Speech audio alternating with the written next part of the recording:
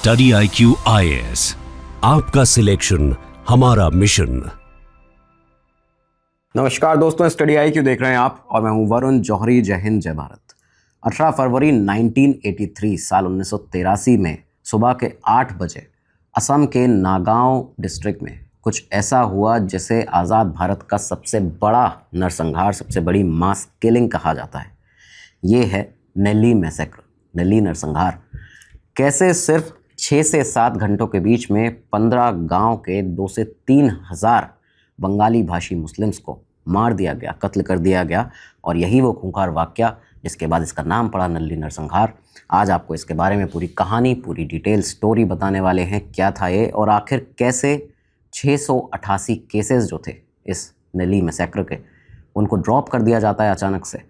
40 से 42 साल बीत जाते हैं, किसी भी गुनहगार को, एक भी गुनहगार को सज़ा नहीं होती है। और आखिर ऐसा क्या हुआ है कि 42 सालों के बाद एक बार फिर से आज 2025 में असम चुनावों के ठीक पहले एक बार फिर से इस मुद्दे को, इस नेल्ली नरसंहार को उठाया जा रहा है। तो इस एपिसोड को पूरा ज़रूर देखिएगा, आपको पता चलेगा साल 83 में असम में आखिर क्या हुआ था और क्यों हुआ था इतना भयानक नरसंहार।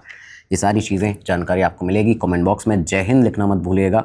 अब आगे बढ़ते हैं, शुरुआत करते हैं अपने एपिसोड की। तो शुरुआत होती है 1900 से। साल 1900 के पहले दशक से ही अंग्रेज़ों के समय से असम में ईस्ट बंगाल से, वो ईस्ट बंगाल जो बाद में ईस्ट पाकिस्तान बना और उसके बाद बांग्लादेश बनता है, तो यहाँ से, इस ईस्ट बंगाल से बंगाली मुसलमान जो थे उनका आना शुरू होता है असम के अंदर। ये आते गए, ज़मीन पर असम की बसते गए। ये लोग यहाँ पे आके खेती बाड़ी किया करते थे। जो टी गार्डन्स हैं, चाय के बागान हैं, उसमें काम किया करते थे। और देखा ये गया कि 1930s और 40s तक आते आते इन बंगाली मुस्लिम्स की 2 से 3 जनरेशन ऐसी थीं जो यहाँ पे प्रॉपरली असम में सेट हो चुकी थी, अपनी जगह और अपना परिवार यहाँ पे बना चुकी थी। 1947 आता है, देश आज़ाद हुआ, पार्टीशन भी हुआ। और इस पार्टीशन के बाद भी ये जो माइग्रेशन था ये लगातार चलता रहता है। इसके बाद आता है 1971। आप सभी जानते हैं, क्योंकि बांग्लादेश का जिक्र है तो बांग्लादेश कैसे बना इसका भी जिक्र होगा। 1971 में आप सभी जानते हैं भारत पाकिस्तान की जंग हुई, बांग्लादेश का जन्म हुआ। और इस समय पर भी लाखों ऐसे रेफ्यूजीज़ थे जो असम में आके, बंगाली भाषी मुस्लिम जो असम में आके बस जाते हैं। लेकिन यहाँ से 1971 से ही जो लोकल असमीज़ लोग थे उनके अंदर ये एक भावना आ चुकी थी और उनके अंदर ये उन्हें डर लगने लगा था कि हमारी जो भाषा है, हमारा कल्चर है, हमारे जॉब हैं, नौकरियाँ हैं, ज़मीन है, ये सब अब खतरे में है। ये जितने भी बाहर से लोग आ रहे हैं, ये सारे विदेशी हैं, ये सारे बांग्लादेशी हैं, इनको निकाला जाए असम से, हमारी जॉब सारी खतरे में है। और कहीं ना कहीं यहीं से ही जो माहौल था वो तनावपूर्ण होता जा रहा था असम के अंदर। यहाँ से करीबन सिर्फ 7 साल बीतते हैं। 1978 आता है और एक इंसिडेंट हुआ। मंगलदोई एक इलाका है असम के अंदर, वहाँ के एक MP थे, सांसद थे, हीरा लाल पटवारी। हीरा लाल पटवारी जी का अचानक से निधन हो जाता है। उनके निधन के बाद जब निधन हुआ एक सांसद का, तो वहाँ पे उस सीट पर, कॉन्स्टिट्यूंसी सीट पर वोटिंग होगी, बाई इलेक्शन होगा। तो बाई इलेक्शन का ऐलान किया जाता है। इसके लिए जब वोटर लिस्ट निकाली गई तो ये देखा गया कि वोटर लिस्ट को देखकर जितने भी इलेक्शन कमीशन के लोग थे वो भी सकते में थे। और दूसरी चीज़, जिन लोगों के सामने पॉलिटिकल पार्टीज़ जो थी अपोजिशन की, उनके सामने जो जब ये आंकड़ा आया है तो वो सब सन्न रह गए थे, क्योंकि उस वोटर लिस्ट में अचानक से जो तादाद थी वोटर्स की वो बहुत ही ज़्यादा देखने को मिली।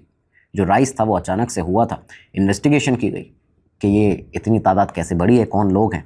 इन्वेस्टिगेशन से पता चला कि ये सब एलिजली इलीगल माइग्रेंट्स हैं जिनके नाम बड़े स्केल पर वोटर लिस्ट में ऐड किए गए हैं। ये सारे वो लोग हैं जो यहाँ के असम के नहीं हैं, फिर भी इनके नाम यहाँ पे ऐड किए गए हैं। अक्टूबर 1978 में, इसी साल में, इलेक्शन जो चीफ इलेक्शन कमिश्नर थे SL सकदार, उन्होंने अपना बयान भी जारी किया था। उन्होंने खुद ही अनाउंस किया था कि फॉरेनर्स के नाम वोटर लिस्ट में पॉलिटिकल पार्टीज़ की मर्ज़ी से डाले गए हैं। पॉलिटिकल पार्टीज़ को ये सारी चीज़ें पता थीं, सेंटर में जो सरकार थी उनको ये सारी चीज़ें पता थीं। इसके बाद ये सब नाम यहाँ पे मर्ज़ी से डाले गए हैं। और जब ये बात फैली तो असम में ये बात आग की तरह फैल जाती है। लोग इससे बहुत ही ज़्यादा नाराज़ थे। और अब ये जो विदेशियों के या कहें बांग्लादेशियों के लिए बंगाली भाषी जो मुस्लिम थे, बंगला भाषी मुस्लिम, उनके प्रति जो नाराज़गी थी वो लोगों के अंदर बढ़ चुकी थी। जब ये सब चीज़ें चल रही थी तो ये साल आ चुका था 1979। इस समय असम में ऑल असम स्टूडेंट यूनियन, आसू जो है, उन्होंने पहले से ही, क्योंकि वो मांग कर रहे थे कि जो भी ये विदेशी हैं, बांग्लादेशी हैं, इनको बाहर किया जाए, जो फॉरेनर्स हैं उनका एक्सपल्शन किया जाए, इसकी मांग उठ रही थी। लेकिन यहाँ से इस साल से 1979 से उन्होंने फुल फ्लेज एक मूवमेंट जो था, जिसको असम मूवमेंट भी आप जानते हैं इस नाम से, उसकी शुरुआत कर दी। 8 जून 1979 को 12 घंटे का बंद किया गया, बंद का ऐलान किया जाता है। 3 अलग अलग डिमांड थी आंसू की जो ये ऑर्गेनाइजेशन कर रही थी। उनका पहला था डिटेक्शन किया जाए, जितने भी ये बांग्लादेशी लोग हैं जो यहाँ पे आके बसे हैं उनको पहले छटनी उनकी की जाए, सर्च किया जाए। इसके बाद डिसएनफ्रेंचाइजमेंट किया जाए, उनको वापस भेजने का प्रोसेस किया जाए, डिलीशन किया जाए, उनको यहाँ से वोटर लिस्ट से हटाया जाए और उसके बाद डिपोर्टेशन किया जाए। तो ये 3 तरह की मांग थी यहाँ पे। इसी दौरान असम मूवमेंट का जो ऑफिशियल आगाज़ यहाँ से हो चुका था, तो इसमें कई और अलग अलग संगठन जुड़ते गए। ऑल असम गण संग्राम परिषद AAGSP, वो भी आंसू के साथ में आ जाती है। ये एक फुल फ्लेज मूवमेंट की शुरुआत हो गई थी। लीडर्स कई सारे बड़े बड़े साथ में आ रहे थे। आंसू के जो प्रेसिडेंट थे प्रफुल्ल कुमार महंता, वो भी साथ में थे। भृगु कुमार फुकान जो थे जनरल सेक्रेटरी आंसू के, वो भी इसमें बढ़ चढ़ कर हिस्सा ले रहे थे। तो ये सारी चीज़ें लगातार यहाँ से चलना शुरू हुई। 79 से 1983 तक ये मूवमेंट जो था वो चलता रहा। और शुरुआत में देखा गया एक बहुत ही पीसफुल मूवमेंट था, जिसकी पीसफुल प्रोटेस्ट हुआ करते थे, धरने दिए जाते थे, बंद किया जाता था जगहों को, इकोनॉमिक ब्लॉकेड किया जाता था। देखा ये भी गया कि क्रूड ऑयल और प्लाईवुड जो है उसके ट्रांसपोर्ट पर रोक लगा दी गई थी कुछ समय के लिए। ये सारी चीज़ें लगातार चल रही थी। इस समय स्टेट गवर्नमेंट जो थी उसका भी सपोर्ट इन लोगों को मिल रहा था। नॉर्मली ये सब चीज़ें यहाँ से चल रही थी। लेकिन सेंटर से जो बातचीत हो रही थी आंसू की और AAGSP की, उसमें कहीं ना कहीं कोई निष्कर्ष निकलकर सामने नहीं आ रहा था। सेंट्रल गवर्नमेंट के साथ में उनकी एक अलग मांग थी जो सामने आई थी। आंसू ये चाहता था कि 1951 को कट ऑफ डेट माना जाए, यानी उसके बाद से जो भी यहाँ पे बांग्लादेशी आए हैं या बांग्ला भाषी मुस्लिम आए हैं, उन सभी को असम से वापस बाहर भेजा जाए। लेकिन सेंटर ये कह रही थी कि 1971 को जब बांग्लादेश बना है उसको कट ऑफ डेट मानना चाहिए। तो इस बात पे जो था दोनों पार्टीज़ के बीच में, दोनों सेंट्रल गवर्नमेंट और इस संगठन के बीच में, आंसू के बीच में, AAGSP के बीच में कोई निष्कर्ष सामने निकल कर, एक हल सामने निकल कर नहीं आ रहा था। डेडलॉक लगातार बना हुआ था। इस बीच में ही एक बहुत बड़ा डिसीजन, जिसको कंट्रोवर्शियल डिसीजन भी कहा जाता है 83 का, वो लिया जाता है प्रधानमंत्री इंदिरा गांधी के द्वारा। इंदिरा गांधी ने एक डिसीजन लिया कि क्योंकि अब ये साल देखिए 83 आ चुका था, अचानक एक डिसीजन लिया गया कि फरवरी 1983 में असम में असेंबली इलेक्शंस कराए जाएंगे। अब असेंबली इलेक्शन होंगे तो वोटर्स भी होंगे, वोटिंग जो करेंगे वो वोटर्स ही हैं। वोटर लिस्ट पहले ही देखी जा चुकी है कि उसमें सारे के सारे बांग्ला भाषी मुस्लिम्स हैं, कई सारे बांग्लादेशी हैं जो बाहर से फॉरेनर्स आए हैं, जो असम के लोग नहीं चाहते कि वो यहाँ पे रहें, यहाँ पे वोट दें, उनको यहाँ की आइडेंटिटी अपनी मिल जाए। तो ये सारी चीज़ें एक कॉन्ट्रोवर्शियल डिसीजन था, ये यहाँ पे ले लिया गया था। ये तब लिया गया जब मूवमेंट अपने एकदम पीक पर था। 4 साल हो चुके थे अब तक मूवमेंट को चलते हुए कि इन सभी को बाहर भेजा जाए। बताते हैं पुलिस ने यहाँ पे वार्न भी किया था। प्रॉपर एक रिपोर्ट थी जो कि सरकार को दी गई, सेंट्रल गवर्नमेंट को दी गई कि 63 कॉन्स्टिट्यूंसीज ऐसी हैं जहाँ पे इलेक्शन हो सकता है, कोई बात नहीं, वहाँ पे पॉसिबल है। जो भी टेंशन है, तनावपूर्ण माहौल है, वहाँ पे नहीं है। लेकिन 23 ऐसी कॉन्स्टिट्यूंसीज हैं जहाँ पे इम्पॉसिबल है। अगर चुनाव कराए जाते हैं तो इसमें कई सारे ऐसे हॉट स्पॉट हो सकते हैं जहाँ पे बहुत बड़ा नरसंहार, बहुत बड़ी ट्रेजेडीज़ हो सकती हैं। और नेल्ली एक जगह थी असम के नागौन डिस्ट्रिक्ट में। नेल्ली को यहाँ पे ट्रबल स्पॉट बनाया गया था। कहा गया था कि ये ऐसी जगह है कि जहाँ पे अगर इलेक्शंस हुए तो बहुत सारा वायलेंस हो सकता है, हिंसा हो सकती है। उस समय के जो IG थे, IGP असम KPS गिल साहब ने भी ये कहा था कि अगर इलेक्शन हुए तो वायलेंस होगा। लेकिन सरकार जो थी, सेंट्रल गवर्नमेंट थी, बताते हैं कि उन्होंने इन सब बातों को इग्नोर किया और यहाँ पे फोर्स को तैनात करना शुरू कर दिया। 400 कंपनीज पैरामिलिट्री की और 11 ब्रिगेड आर्मी की भेजी जाती हैं असम में। लेकिन ये सब काफ़ी नहीं था, क्योंकि जब ये सब वहाँ पहुँची हैं तो उनको अपना काम करने का मौका बहुत देर बाद मिला। तब तक बहुत देर हो चुकी थी। कैसे हुई थी वो आपको पता चलेगा, क्या हुआ था आखिर उस समय असम में। खैर, जनवरी 1983, फरवरी में अगले महीने इलेक्शंस होने हैं। जनवरी 1983 आता है। आंसू और AAGSP ने, जो दोनों ही संगठन थे, मांग कर रहे थे फॉरेनर्स को बाहर निकालने की, उन्होंने फुल बॉयकॉट का ऐलान किया इस इलेक्शन का। उन्होंने कहा कि हम इलेक्शन नहीं होने देंगे। स्लोगन दिया गया बाकायदा कि जो भी वोट डालेगा इस चुनाव के अंदर वो देश का गद्दार है और वो बांग्लादेशी है। इस तरह के स्लोगन्स भी दिए गए थे। जब ये सब चीज़ें होने लगी तो सेंट्रल गवर्नमेंट की तरफ से पुलिस ने क्या किया कि जो 2 बड़े लीडर थे, महंता और फुकन, एक प्रेसिडेंट थे आंसू के, दूसरे जनरल सेक्रेटरी थे, उन दोनों को अरेस्ट कर लिया जाता है चुनाव से ठीक पहले। दूसरी चीज़, जो असम के 2 अखबार थे, असम ट्रिब्यून और दैनिक असम, इन दोनों को के ऊपर सेंसरशिप लगा दी गई। तो ये भी चीज़ यहाँ पे हो रही थी। इलेक्शन कराने के लिए सरकार पूरी तरह से तैयार थी। वॉयलेंस जो था अब वो बढ़ना शुरू होता है। जब लोगों ने यहाँ पे ये सब देखा तो जो सपोर्टर्स थे इन दोनों ही संगठन के, उनकी तरफ से वॉयलेंस किया जाता है। ब्रिजेस जो थे, जो पुल थे कई सारे, उनको जलाया गया, रोड को ब्लॉक किया गया। कैंडिडेट्स के कई सारे ऐसे कैंडिडेट थे जिनकी फैमिली के मेंबर्स को किडनैप भी किया गया। बहुत ही माहौल ख़राब होने लगा था। लेकिन इस बीच राजनीति जो थी वो अपने चरम पर पहुंच गई थी।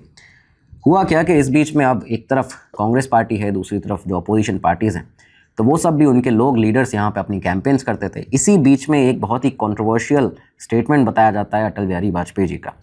वाजपेयी जी की एक रैली हुई असम के अंदर, और उसमें एक ये स्टेटमेंट जो सामने आया है, कई अखबारों ने इसको छापा है, मीडिया रिपोर्ट्स में है, कई दफ़ा सवाल उठे हैं वाजपेयी जी के ऊपर इस स्टेटमेंट के लिए। तो हुआ क्या कि ठीक इलेक्शन के कुछ दिन पहले ये जो उनकी रैली हुई, उसमें उन्होंने कहा एक रैली में असम के अंदर कि विदेशी आ गए हैं, गवर्नमेंट कुछ नहीं कर रही है, सोचिए अगर पंजाब में आते तो लोग उनके टुकड़े टुकड़े कर देते। इस तरह का एक स्टेटमेंट था। ये कोट जो था ये बाद में पार्लियामेंट में भी इसको उठाया गया, रिपीट किया गया वाजपेयी जी के सामने ही, उन्होंने इसको डिनाई भी नहीं किया था। कई बार उन पर उनके स्टेटमेंट पर सवाल भी खड़े हुए कि ऐसा क्यों हुआ, क्योंकि इसी के बाद में जो माहौल था वो और ज़्यादा गर्म हो गया, तनावपूर्ण हो गया। एक तरह से देखिए कि राजनीति जो थी वो लोगों के साथ में खेल रही थी, और इसके बाद कुछ बहुत ज़्यादा भयावह असम में, दिल्ली में होने वाला था। इसके बाद अब वोटिंग का दिन आता है 1983, करीबन 14 या 13 तारीख को, फरवरी में ये वोटिंग का दिन था। इस दिन बांग्ला भाषी मुस्लिम जो थे, जो यहाँ पे रह रहे थे लगातार, उनके लिए एक मजबूरी ये बनी हुई थी कि अगर वोट नहीं डालेंगे तो सिटीजनशिप है वो नहीं मिलेगी, और सिटीजनशिप का अगर प्रूफ चाहिए तो वोट डालना पड़ेगा। तो बताया ये जाता है कि यही सब चीज़ें थीं जिसके चलते इन लोगों ने उस बॉयकॉट के बाद भी, कि जो दोनों संगठन के द्वारा कहा गया था जो भी इस इलेक्शन में वोट डालेगा वो विदेशी है, वो बांग्लादेशी है, तो इस बॉयकॉट के बाद भी इलेक्शन के यहाँ पे इन बांग्ला भाषी मुस्लिम्स के द्वारा वोट डाला जाता है। और कहीं ना कहीं यहीं से जो नाराज़गी थी उनके प्रति, वो लोगों में जो सपोर्टर्स थे दोनों संगठन के, जो असमीज़ लोग थे, कई ऐसे अलग अलग ग्रुप्स के, उनके सामने नाराज़गी इन बांग्ला भाषी मुस्लिम्स के लिए बहुत ज़्यादा बढ़ गई। लेकिन इन्वेस्टिगेशंस जो बाद में हुई उनसे बताया जाता है कि सिर्फ ये अकेला रीज़न नहीं था। इन्वेस्टिगेशन में ये पता चला कि इसकी प्लानिंग इन लोगों के ऊपर अटैक करने की 6 महीने पहले से शुरू हो चुकी थी। कहा यह गया है रिपोर्ट्स में कि कई सारे ऐसे विलेजेस थे, गांव थे, जिनकी बैरिकेडिंग कर दी गई थी, उनको घेर लिया गया था। राहिला खातून नाम की, जो इस समय 60 साल की उनकी उम्र, वो बताती हैं, जो वहाँ पे आई विटनेसेस थे, इन सब ने ये कहा है कि हम मार्केट नहीं जा सकते थे, खाना जमा करना मुश्किल हो गया था, हमने कई समय तक नमक चावल खा के इन दिनों में अपना काम चलाया है। एक मुसब्बिर अली नाम के एक और शख्स हैं, वो कहते हैं कि चारों तरफ से घेर लिया गया था, गांव जो थे उनकी बैरिकेडिंग कर दी गई थी, और कुछ रूमर्स भी इस समय पर फैलाने शुरू कर दिए थे। अब ये कौन लोग कर रहे थे, ये पूरा जांच का विषय है, किसी को भी सज़ा नहीं हुई है। रूमर्स कुछ इस तरह के फैलाए गए, बताया गया कि कुछ बंगाली मुस्लिम्स ने तिवा कम्युनिटी की जो वुमेन हैं, एक महिला हैं, उनका गैंगरेप किया है, और उसके बाद में उनके बच्चों को मारा गया है, गाय चुराई गई हैं। बिहारी जो गाँव हैं, बिहारी लोग जहाँ पर रहते हैं कुछ, वो जो गाँव हैं उन गाँव पर अटैक किया गया है। कोई भी FIR लेकिन इन सारी इंसिडेंट की नहीं मिली। जब जांच बाद में की गई, उन थानों में, पुलिस स्टेशंस में देखा गया जहाँ जहाँ के इंसिडेंट बताए गए थे, कोई इस तरह की FIR नहीं मिली, कोई प्रूफ नहीं मिला, लेकिन फिर भी ये सारी चीज़ें फैलाई जा रही थी। लेकिन इस बीच में जो तीवा कम्युनिटी के चीफ थे, वो लोग जो थे वो बहुत ज़्यादा, उनमें गुस्सा आ गया था, भड़क गए थे, क्योंकि ये सारी चीज़ें उनकी कम्युनिटी की एक महिला के लिए फैलाई जा रही थी। उन्होंने ये कहा था, एक तीवा कम्युनिटी के लीडर ने, कि हर एक मारे गए ट्राइबल के लिए 700 बंगाली मुस्लिम जो हैं उनको मारा जाएगा, एक के बदले 700 मारे जाएंगे। तो ये इस तरह के भड़काऊ भाषणबाजी थी, सारी चीज़ें थी, वो सब भी यहाँ पे चालू हो चुकी थी, शुरू हो चुकी थी। खैर, अब एक दिन मात्र बीता, यहाँ से 1 से 2 दिन बीते। 15 फरवरी 1983 आता है। सुबह सुबह एक urgent wireless message Nagaon police station से, जो अलग अलग थाने थे जहाँ पे सिचुएशन बेकार हो सकती थी, ख़राब हो सकती थी, उनके ऑफिसर्स को भेजा जाता है। ये जो वायरलेस अर्जेंट मैसेज था, इसमें कहा गया था पुलिस स्टेशन के द्वारा कि 1000 असमीज़ आर्म्ड लोग निल्ली की तरफ, ये जो जगह है, वहाँ जमा हो रहे हैं और यहाँ पे आगे बढ़ रहे हैं, और जो माइनॉरिटी कम्युनिटी है उन लोगों के बीच में डर का माहौल बना हुआ है। 1000 लोग, सारे हथियार उनके पास हैं, वो लोग आगे बढ़ रहे हैं। ये मैसेज 3 ऑफिसर्स को भेजा गया, लेकिन तीनों ने ही इसको रिसीव नहीं किया। बाद में जो छानबीन हुई उसमें इन लोगों ने कहा कि हमारे पास में ये रिसीव ही नहीं हुआ। एक ने कहा कि मेरी वाइफ के पास में ये था तो मेरे को नहीं मिला, मुझे उसकी वजह से नहीं मिल पाया। एक ने कहा कि मेरी टेबल पर ये रखा हुआ था, मैंने बाद में देखा। दूसरे ने कहा कि मेरे घर के बाहर बास्केट में मैंने उसको देखा है। तो ये कहीं से भी हमको रिसीव नहीं हुआ सही समय पर, इस वजह से हम उस पर कोई एक्शन नहीं ले पाए। ये सारी चीज़ें चलती हैं। 17 फरवरी का दिन आया, 3 दिन करीबन इलेक्शन के बाद की ये बात है। ऑफिसर इंचार्ज जो थे बोरबोरी जगह के, वो पहुंचते हैं यहाँ पे।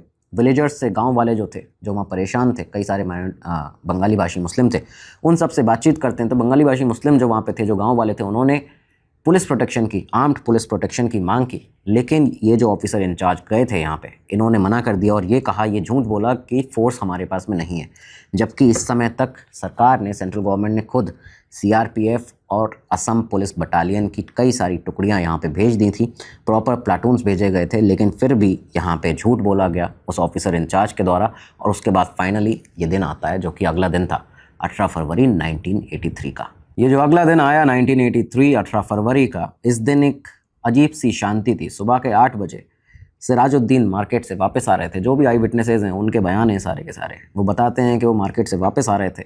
एक अजीब सी शांति थी, लेकिन अचानक से उन्होंने लोगों को भागते हुए देखा। ये देखा कि अटैक जो है वो शुरू हो चुका है। और अटैक की शुरुआत हुई थी बोरबोरी से ही, जहाँ पे एक दिन पहले एक ऑफिसर इंचार्ज पुलिस का वहाँ पे आके गया था। उसने देखा था वहाँ की स्थिति, फिर भी कुछ किया नहीं। बोरबोरी से ही अटैक शुरू हुआ।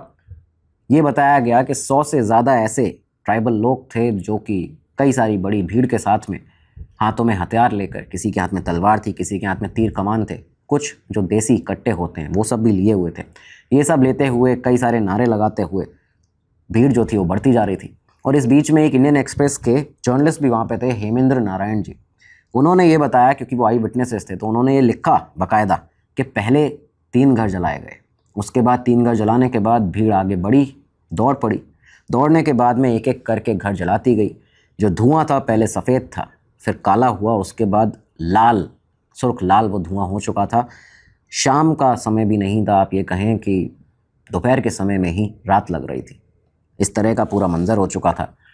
लोग यहाँ से इधर उधर भाग रहे थे अपनी जान बचा के। दीमल बिल, एक नहर, एक नदी, उसकी तरफ लोग भागे।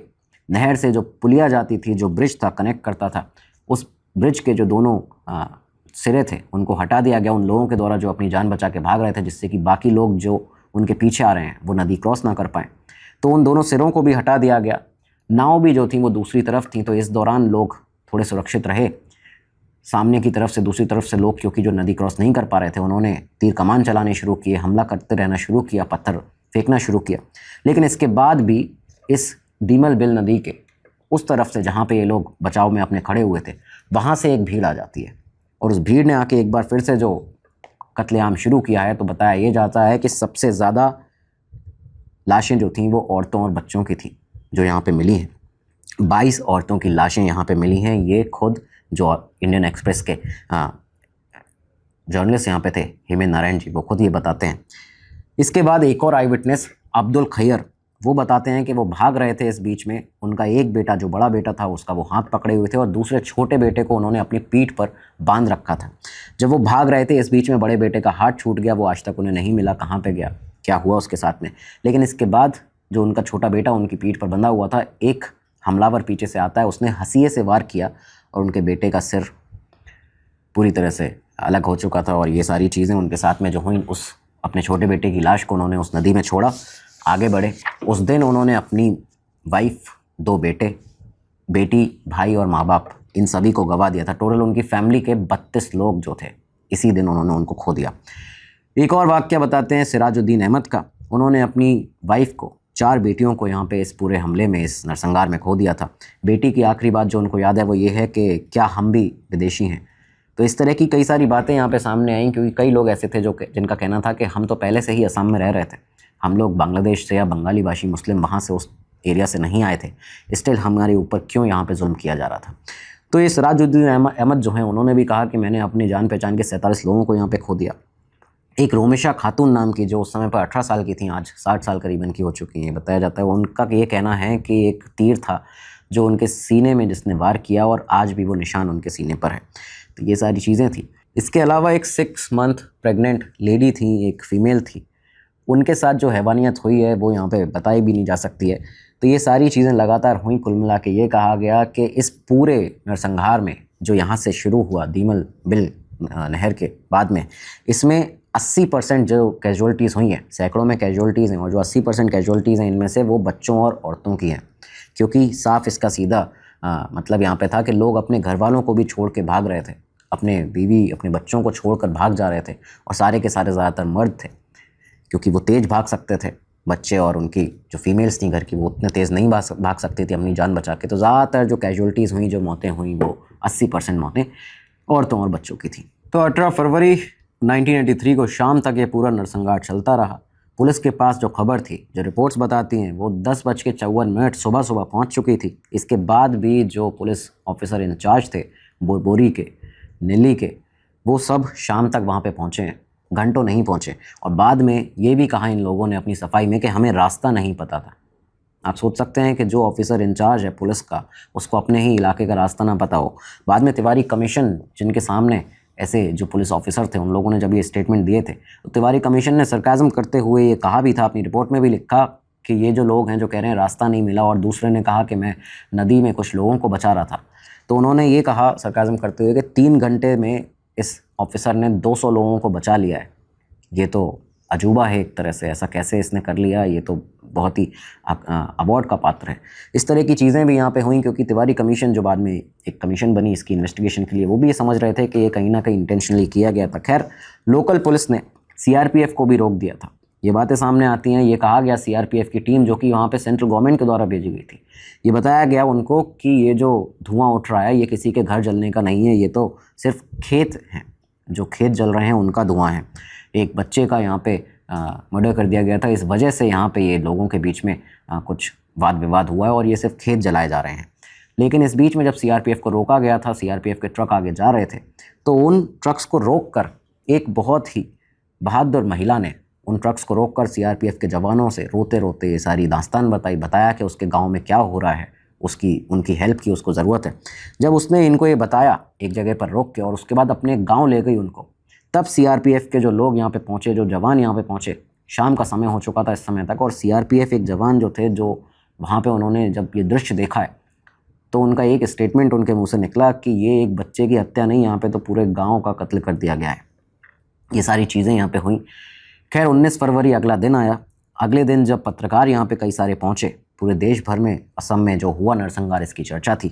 जब पत्रकार यहाँ पे पहुँचे तो उनका कहना है कि लाशें इतनी सारी थी कि पैर रखने की जगह नहीं थी, बदबू इतनी ज़्यादा आ रही थी कि सांस लेते नहीं बन रहा था।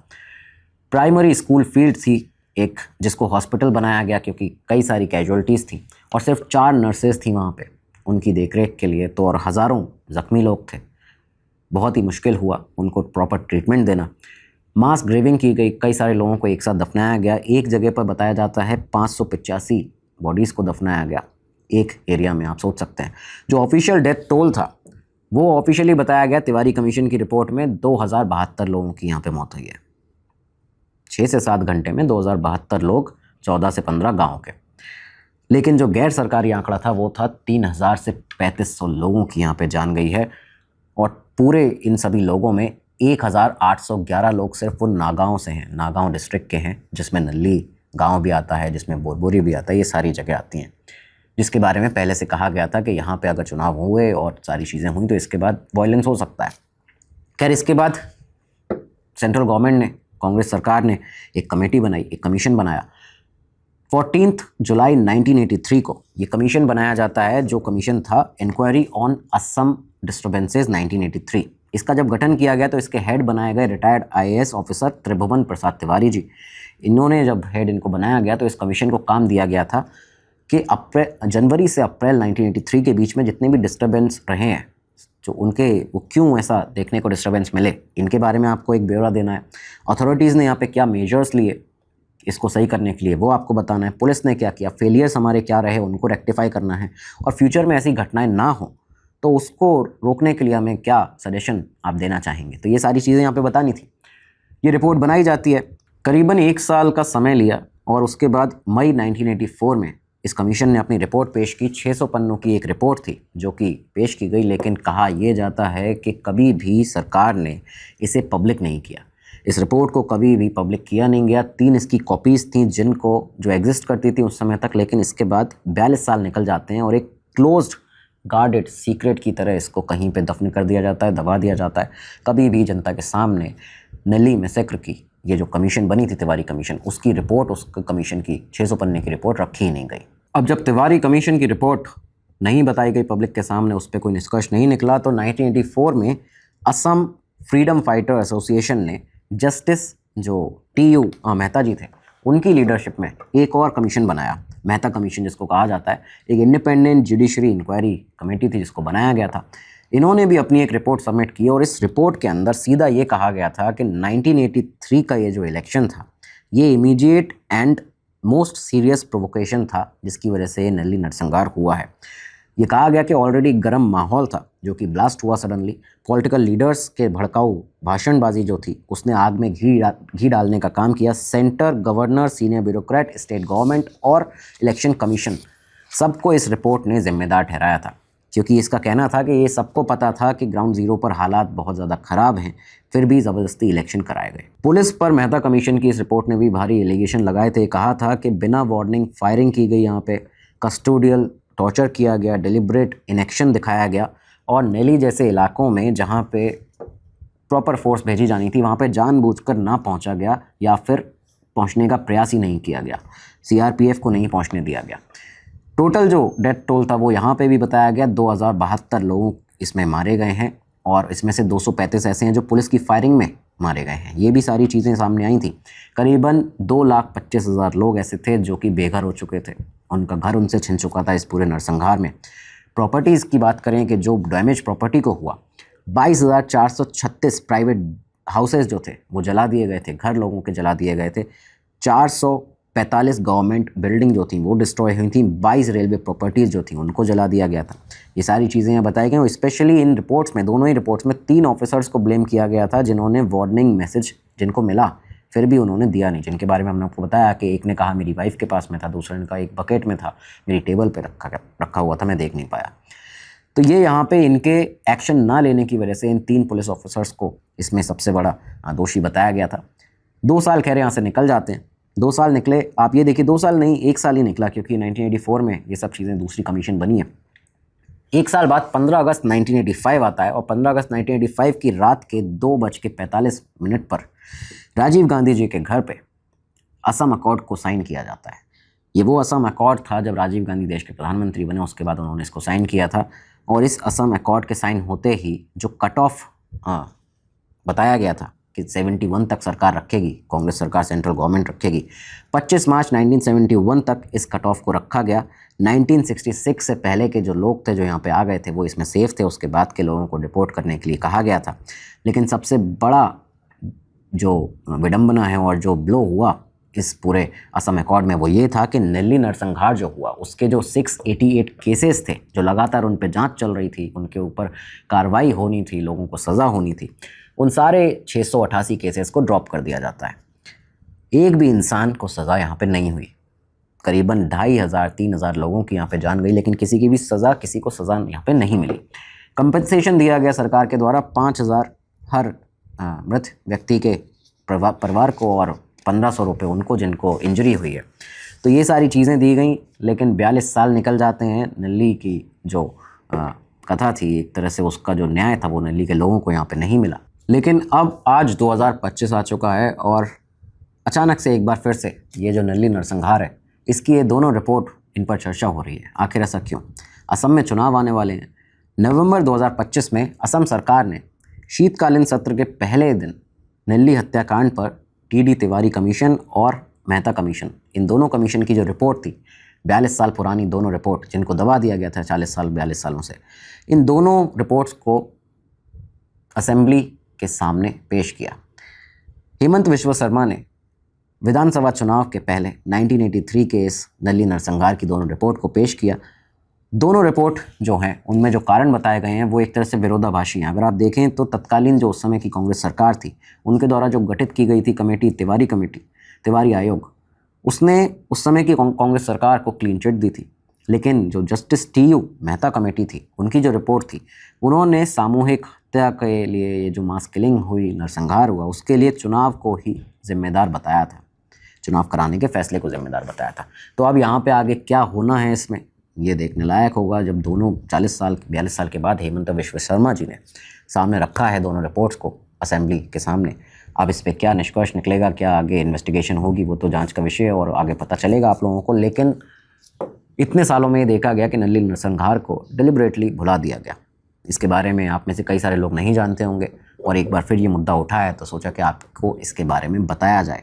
42 साल हो चुके हैं, जस्टिस अभी तक नहीं मिला है, ये बात ध्यान रखने वाली है। आगे क्या होगा उसके अपडेट आपको मिलेंगे। और ये एपिसोड जो था इसके बारे में जो आपकी राय है वो कमेंट बॉक्स में ज़रूर दीजिएगा। कमेंट बॉक्स में जय हिंद ज़रूर लिखिएगा। अब मिलेंगे अगले एपिसोड में, तब तक के लिए दीजिए इजाज़त। नमस्कार, धन्यवाद, जय हिंद, जय भारत। स्टडी IQ IAS, आपका सिलेक्शन हमारा मिशन।